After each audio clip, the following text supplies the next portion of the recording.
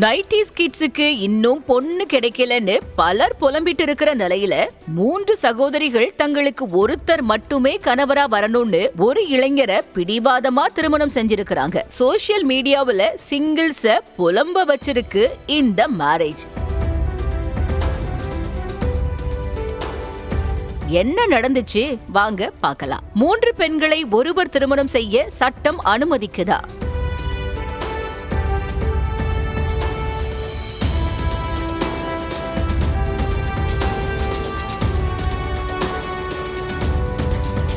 உத்தரப்பிரதேசத்தின் அம்ரோகா மாவட்டம் ஹசன்பூர்ல வசிக்கிறவங்க சரோஜ், சாவித்ரி மற்றும் சந்தோஷ். சகோதரிகளான இவங்க 3 பேரும் சோசியல் மீடியாவுல பிஸியான கண்டென்ட் கிரியேட்டர்ஸா இருக்கிறாங்க. இவங்க போடுற எல்லா கண்டென்ட்ஸுக்கும் விகாஸ் என்ற இளைஞர் தான் கேமராமேனா இருந்துட்டு இருக்கிறாரு. இந்த நிலையில கண்டென்ட் கிரியேட்டர்ஸா இருக்கிற இவங்க 4 பேரும் இப்போ ஒரே ஃபேமிலியா இருக்கிறாங்க. சகோதரிகளான சரோஜ், சாவித்ரி மற்றும் சந்தோஷ் தங்களின் கேமராமேனான விகாஸை திருமணம் செஞ்சிருக்கிறாங்க. புரோகிதர், சொந்த நண்பர்கள்னு யாருமே இல்லாம சகோதரிகள் 3 பேரையும் சாமுண்டா மாடக்கோவில்ல வச்சு விகாஷ் திருமணம் செஞ்ச வீடியோ வெளியாகி இருக்கு. 3 பெண்களுக்கும் தாலி கட்டிய விகாஷ் அவங்க நெத்தியில திலகமிட்டதோட 3 பேரோடவும் அக்னியையும் வலம் வந்திருக்கிறாரு. இந்த வீடியோவை பார்த்த பலரும் ஒருத்தர் எப்படிங்க 3 பேரை கல்யாணம் பண்ணலாம், பெற்றோர் இல்லாம இந்த திருமணம் நடந்திருக்கிறதால அது சட்டப்படி செல்லுபடியாகுமான்னு கேள்வி எழுப்ப துவங்கி இருக்கிறாங்க. இன்னொரு பக்கம் 90s கிட்ஸோட மேரேஜுக்கு ஒரு பொண்ணு கூட கிடைக்காத நிலையில 3 பெண்களை திருமணம் செஞ்ச விகாச வன்மத்தோட அர்ச்சனையும் செஞ்சிட்டு இருக்கிறாங்க.